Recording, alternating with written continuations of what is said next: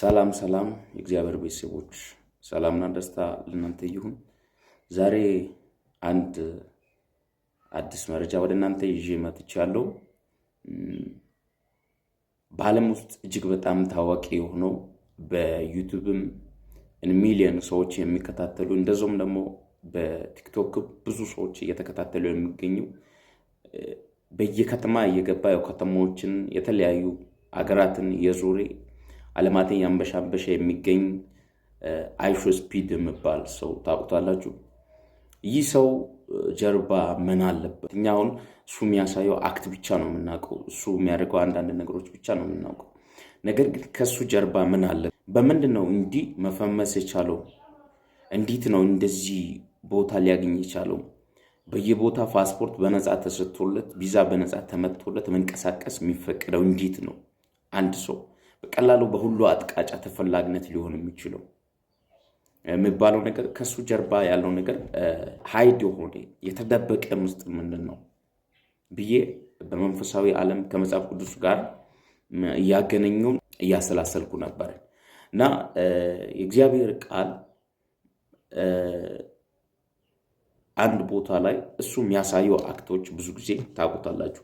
አንደኛ ሳሙኤል 24:14 ላይ የሞተ ውሻ ብሎ ያወራል። ቀጥሎ ሁለተኛ ሳሙኤል 3:8 ላይ እንደዛውም ሁለተኛ ሳሙኤል 9:8 ላይ እግዚአብሔር ቃል የውሻ ራስ ብሎ ያወራል። ውሻ ማለት በመንፈሳዊ መረዳት የተጣለ ርኩስ ነገር ማለት ነው። ርኩስ ነገር እና በቅዱሳን ዘንድ ቦታ የሌለው ነው እግዚአብሔር ቃል ሲናገር። እንደው ጳውሎስ ሲናገር አንድ ቦታ ላይ ምን አለ? ፊልጵስዩስ 3:2 ላይ እንዲህ አለ፣ እነኚህ ሐሰተኛ አስተማሪዎች ውሾች ናቸው ይላል። ውሾች፣ ሐሰተኞች፣ ውሸተኞች ውሾች ናቸው ይላል።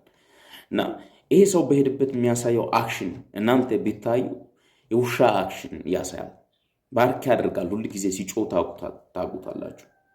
እንደ ውሻ ነው የሚጮኸው። እያንዳንዱ አክሽን እንደ ውሻ ያደርጋል። እና እሱን ፕሮሴስ ያደረገው የውሻ ስፒሪት ነው።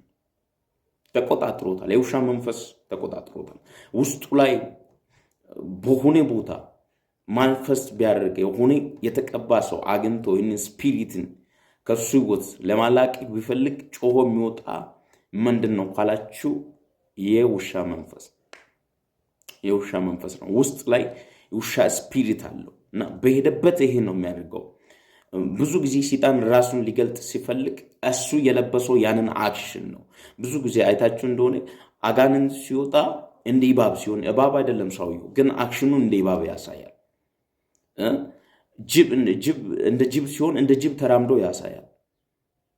እንደዛው ሰውየው በሄደበት ሁሉ እንደ ውሻ ይጮሃል። ያው እንደ ውሻ መጮህ ብቻ አይደለም። እንድትንቁ ዛሬ ነው እንድትነቁ የሚፈልገው ነገር ምንድን ነው ካላችሁ እናንተ ኢትዮጵያ ሰዎች አንድ ልጅን አሁን ኢትዮጵያ መጥቶ ቀብቶ ነው ሄደው ቀብቶ ነው ይገርመኛል። እኔ እና ልጁም በሄደበት ሁሉ እንደ ውሻ ይጮሃል።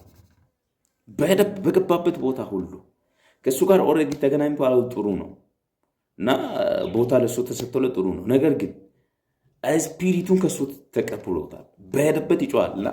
እንደው እኔ ኢቢሲ ላይ 20-30 እየተከታተልኩ ገብቶ እዛ ቤትም ኢቢሲም ገብቶ እዛም ልጁ መጥቶ ጮሄ።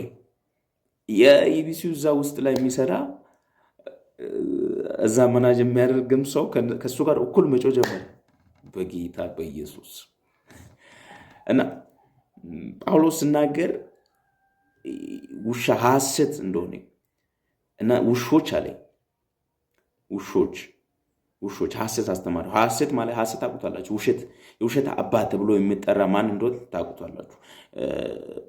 መጽሐፍ ቅዱስ ላይ ዮሐንስ ወንጌል ምዕራፍ 8 ከቁጥር 40 ወደታች ስናይ የውሸትና ውሸት አባት ይላል። ሰይጣን እንደሆነ ይናገራል። ስለዚህ በዚህ ስፒሪት የሚሰራ ማን ነው ካላችሁ ከሱ ተደብቆ እየሰራ ያለው ይህ ስፒሪት እየሰራ ነው። የውሻ መንፈስ ውስጡ ላይ ተቀምጦ እየሰራ ነው። ብዙ የሱ ቪዲዮ ገብታችሁ እዩ ዩቲዩብ ላይ። እያንዳንዱ በሄደበት ቦታ እንደ ውሻ ይጮሃል። ከዛስ ይቀባል፣ ስፒሪቱን ያስተላልፋል። ከሱ የተካፈለ ሰው ሁሉ እንደሱ ነው የሚሆነው። ስለዚህ እንድትነቁን እፈልጋለሁ እና ላይፍ ኢዝ ስፒሪቹዋል እና ዝም ብሎ አይደለም። እኛ መንፈሳዊ ሰዎች ነን። ከየትም የመጣ ኮተት በእኛ ላይ እንዲደረብ እድልና ቦታ አንሰጥም። ስለዚህ መዛቡ ውሻ የሚባለውን ቃል በሂብሪው ሲንተረጎም የሰው ልብ መስረቅ ይላል።